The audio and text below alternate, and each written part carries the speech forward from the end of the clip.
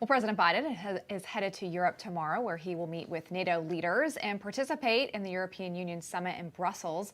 Then he's headed to Poland to meet with the president of Poland, Duda, on Saturday. Well, our next guest just returned from Poland with a congressional oversight group, and we hope to be joined soon by South Carolina Congresswoman Nancy Mace. But Sean, you know, a lot of people, a lot of Congress members going over to the border there in Poland to understand what's actually happening, understand what we have. I understand that we have Congresswoman Mace now. Welcome back to the show. Congresswoman, good to see you. Love to get your reaction to what you saw while you were in Poland, the humanitarian crisis there. Right. It's devastating to witness. We toured refugee facilities in Poland, and Poland has taken in over 2 million refugees from Ukraine, and over 10 million Ukrainian families have been displaced. And it's mostly women and children that you see, because the husbands and fathers have stayed back in Ukraine to fight for their freedom, their democracy, and their homeland. So, you know, the president's going to head over to Poland. He'll meet with President Duda while he's there. He rejected sending MiGs to Ukraine that the Poles had offered. I guess when you were there, what was the sentiment about Biden and about America in light of that rejection of that request?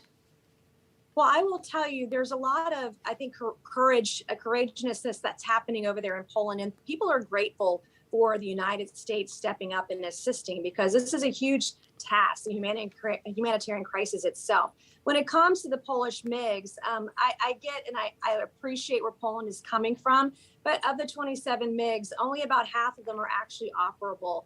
And when you're talking about what that might mean in the airspace over Ukraine, it could escalate and would be seen as an escalation into World War III, a nuclear war, and that's not something anyone wants. And one of the things I took away from our visit to Poland is that elected members of Congress should be really careful about what we're sharing in Twitter and everything else. We don't want to give our hand to Putin, right? If we're saying we're going to send over certain kinds of equipment or jets or munitions, et cetera, Putin will change his tactical strategies on the ground, and it puts people's lives at risk as well. But what I did see is people coming together from all over the world. The generosity of the Poles welcoming in these Ukrainian families has been nothing short of remarkable. Wow. From your interactions with the Polish people, are they worried that if Ukraine falls, that they're next? I think that's the sentiment likely, and mostly in the media reports that I've seen of our NATO allies that border either Russia or Ukraine. There is concern that they could be next over time. But I will tell you, looking at this particular invasion by Russia and the way that the Ukrainian people are fighting back, Vladimir Putin wasn't expecting this. When he invaded Georgia in 2008, they rolled over in about 12 days. When he invaded Crimea, it was about a month and 6 days. But Ukraine, there's no end in sight here. And as long as they have the arms and the defense equipment to defend themselves, it looks like they're going to be able to push back pretty strong. And we saw earlier today in media reports that they took back a neighborhood in Kyiv. And so that's progress for the Ukrainian people. But make no mistake, this is a crisis of massive proportions. It does affect the United States from a supply chain perspective.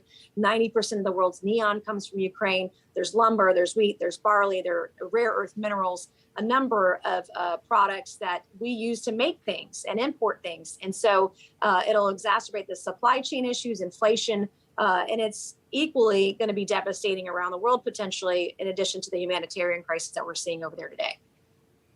You know, you had tweeted out earlier that China is watching Ukraine. It's something that we've talked about a lot on the show.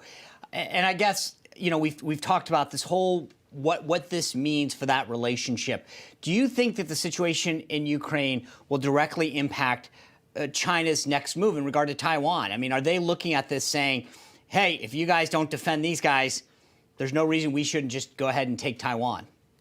Absolutely. And that's why it's so important to isolate Vladimir Putin and Russia economically as swiftly as possible. And that means ensuring that there's no bank that can use the SWIFT system, that they're out of the Swiss banking system, that we isolate every single member of the oligarchy that surrounds Putin, make it extremely painful. Every $300 million yacht that we see in Italy and elsewhere should be taken as well, make it so painful for them that they can't continue to fight. And I read a report today that Russian soldiers were going to run out of food and subsistence soon. And so we want to make it as painful as possible so Putin will rethink this and see some sort of an off ramp, because right now I don't think there's an end in sight. The threats that he's making are threats that we should consider that are real. And I do not want to see China do a deal with Russia to sustain Russia, to continue this war. And that's something we're going to think long and hard. If China does a deal either on oil and gas or other imports from Russia to help them economically, how are we going to respond? And China absolutely is watching. And it's important that we come together, Republicans and Democrats alike. And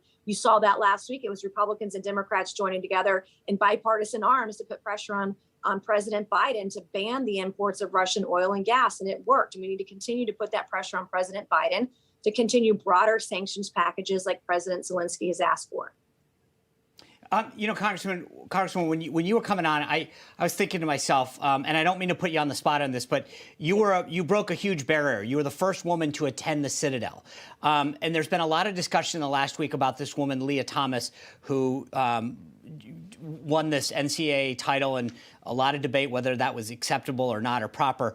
And I started to think about this: is if she or he should be registered for the draft, right? If that's something that should be debated. I know Congress was talking about whether women should register for the draft, but if she was a man and now transitioned, would that still qualify as having to register for the draft? I mean, I don't mean to put you on the spot, but it was something that I thought, as someone who has broken a barrier, been involved in the armed services, where do you think we should come down on something like that?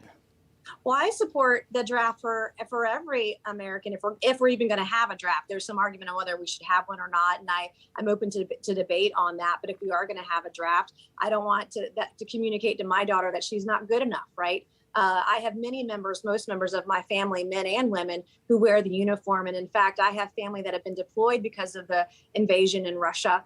And in fact, one of my family members is going to miss the birth of his son because of his deployment. And so in terms of my family, we're equal opportunity there. Men and women both serve in our family, and I'm a huge supporter of that. But I'm going to tell you, I grew up a swimmer.